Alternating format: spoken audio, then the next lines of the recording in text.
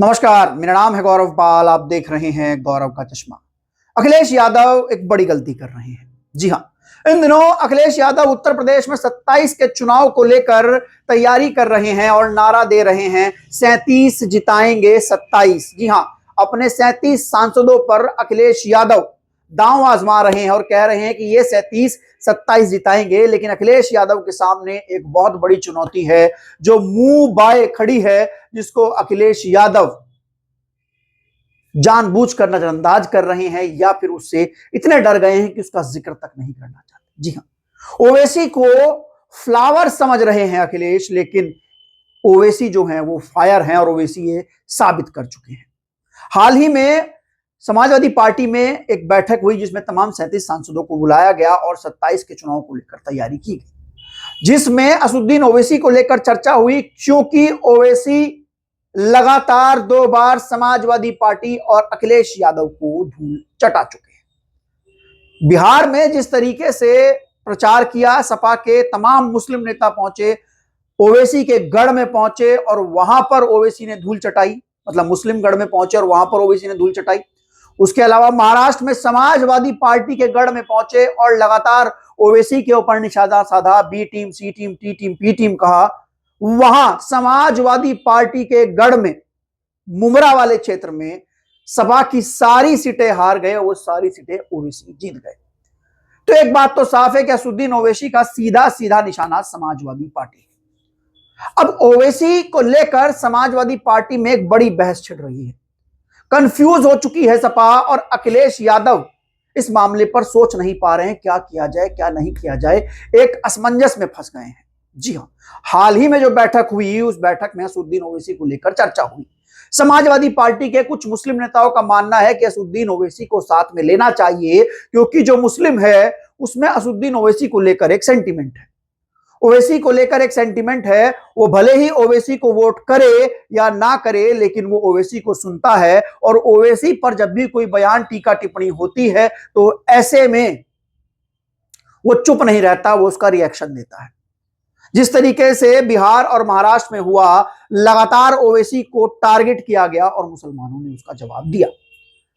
अब उत्तर प्रदेश में नुकसान ना हो जाए, क्योंकि अखिलेश यादव खुद जानते हैं कि 27 का चुनाव उनके लिए कितना महत्वपूर्ण है। बहनजी गठबंधन करने को तैयार नहीं है सपा के साथ और अखिलेश यादव एमवाई समीकरण में उलझे हुए हैं। पीडीए नहीं बन पा रहा है, बिल्कुल नहीं बन पा रहा है और ऊपर से अब असदुद्दीन ओवैसी भी मुस्लिम वोट पर दावेदारी ठोकने आ गए हैं, वो भी अखिलेश यादव की कमी की वजह से।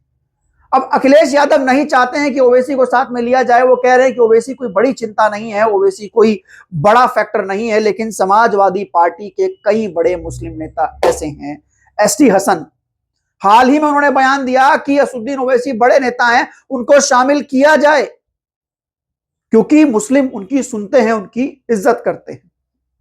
अब ऐसे में अखिलेश यादव नहीं चाहते हैं असदुद्दीन ओवैसी को साथ लेना। उसके पीछे भी कारण है। अखिलेश का मानना है कि ओवैसी को साथ में लेकर चुनाव कम्युनल हो सकता है, हिंदू एक तरफ एक मुश्त इकट्ठा हो सकता है और ऐसे में हम फिर चुनाव हार सकते हैं, एमवाई समीकरण तक सीमित रह सकते हैं। हो सकता है कि ओवैसी की वजह से समाजवादी पार्टी से वाई भी भाग जाए। लेकिन एक दूसरा फैक्टर यह है कि अगर ओवैसी को साथ में लेकर चुनाव नहीं लड़ते हैं तो 20% जो उत्तर प्रदेश में वोट है मुसलमानों का, उसमें सेंध लगाने को ओवैसी तैयार है। और अब तक अगर ओवैसी का सक्सेस रेट देखा जाए तो जहां पर मुस्लिम बहुल क्षेत्र है वहां पर असदुद्दीन ओवैसी ने कमाल किया है। और समाजवादी पार्टी का गढ़ भी इस समय उत्तर प्रदेश में मुस्लिम बहुल क्षेत्र, चाहे पूर्वांचल का आजमगढ़ हो या फिर पश्चिम का मुजफ्फरनगर, सहारनपुर, मुरादाबाद, बिजनौर वाला क्षेत्र हो और असदुद्दीन और संभल हो, असदुद्दीन ओवैसी का टारगेट भी यही सब है। आजमगढ़ में ओवैसी ने अपनी पार्टी का कार्यालय बना दिया है। आजमगढ़ मुस्लिम बहुल्य है, 10 की 10 सीटों पर समाजवादी पार्टी का कब्जा है, वर्चस्व है, वहीं से सेंध लगा रहे हैं असदुद्दीन ओवैसी। तो वहीं पश्चिम में संभल, मुरादाबाद, इन क्षेत्रों से सेंध लगाने की कोशिश है। संभल से तो असदुद्दीन ओवैसी की पार्टी का चेयरमैन भी है नगर पालिका में, नगर निगम में। और ऐसे में पंचायत चुनाव आने वाले हैं। यह पंचायत चुनाव 2027 के चुनाव से पहले एक इतना बड़ा टेस्ट है जो कि सब कुछ बदल देगा, सारी कहानी साफ कर देगा, सारी कहानी क्लियर कर देगा। पंचायत चुनाव में ओवैसी चुनाव लड़ेंगे और चुनाव लड़ेंगे तो सबको अपनी ताकत दिखाएंगे और जब ताकत दिखाएंगे तो समाजवादी पार्टी के मुस्लिम वोट बैंक में सेंध भी लगाएंगे। 2024 का चुनाव असदुद्दीन ओवैसी ने नहीं लड़ा। उनकी पार्टी के यूपी के नेता कहते रहे कि आप चुनाव लड़िए, लेकिन उन्होंने चुनाव नहीं लड़ा। पल्लवी पटेल के साथ पीडीएम बनाकर पल्लवी को समर्थन दे दिया, लेकिन खुद मुस्लिम बहुल क्षेत्रों में चुनाव नहीं लड़ा। ओवैसी ने उस समय एक बात कही कि तमाम लोग जो हैं, तमाम सेकुलर पार्टीज जो हैं, जो सेकुलर होने का दिखावा करती हैं, वो हमको वोट कटवा कहते हैं, इसलिए हम 24 का चुनाव यूपी में नहीं लड़ रहे हैं और आप लोग इकट्ठा हो जाओ और भाजपा को हरा लो, जाओ हम चुनाव नहीं लड़ते। लेकिन इकट्ठा होकर भी इंडिया गठबंधन भाजपा को नहीं हरा पाया। तो ओवैसी ने सबसे पहले कहा कि देख लिया, हम चुनाव नहीं लड़े तो आप इकट्ठा होकर भाजपा को नहीं हरा पाए, अब हम चुनाव लड़ेंगे क्योंकि आप भाजपा को नहीं हरा पा रहे। एक तो आप भाजपा को हरा नहीं पा रहे हो, दूसरा आप मुस्लिम लीडरशिप को दूर रख रहे हो। ऐसे में क्या मुस्लिम ने ठेका लिया है आपको सांसद विधायक बनाने का, आपके परिवार से 5-5 लोगों को सांसद बनाने का? क्या ठेका लिया है? और जाहिर सी बात है कि अखिलेश यादव को लेकर ओवैसी ने महाराष्ट्र से कहा कि अखिलेश यादव की सियासी दुकान बंद होगी, मुस्लिम कवायद मजबूत होगी। और वही टारगेट अब पश्चिम उत्तर प्रदेश और पूर्वांचल है। अखिलेश यादव ओवैसी को साथ लेना नहीं चाहते, लेकिन परिस्थितियां ऐसी बन रही है प्रदेश में, क्योंकि मुस्लिम वोट समझ गया है कि अखिलेश यादव के साथ यादव वोट के अलावा बेस में और कुछ नहीं है। मुस्लिम साथ जाएगा तब भी नहीं भाजपा को हरा पाएगा। मुस्लिम वोटर के सामने दो ऑप्शन है। अगर बसपा मजबूती से चुनाव लड़ती है, जिस तरीके से भी कमबैक कर रही है उस तरीके से कमबैक करती है, दलित मुस्लिम समीकरण बनता है, या बसपा कोई गठबंधन करती है आगे। हालांकि उनकी गठबंधन की कोई बात बीएसपी सुप्रीमो मायावती ने नहीं कही है, लेकिन भविष्य में कुछ भी हो सकता है। अगर बसपा आगे कोई मजबूत गठबंधन करती है या मुस्लिम वोटर को अट्रैक्ट करने के लिए कोई नई चाल चलती है, जिस तरीके से हम देख रहे हैं, अभी 2 मुस्लिम कैंडिडेट अनाउंस कर दिए हैं सबसे पहले, तो मुस्लिम बसपा के साथ जाकर दलित मुस्लिम समीकरण बना सकता है, क्योंकि मुस्लिम बसपा के साथ गया है।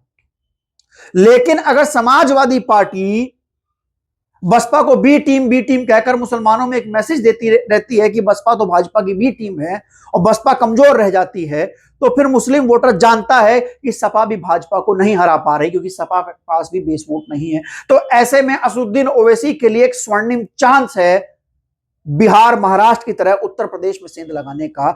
और ओवैसी भी उन्हीं गढ़ों में चुनाव लड़ेंगे जो कि समाजवादी पार्टी के मजबूत गढ़ है, क्योंकि वो मुस्लिम बहुल हैं।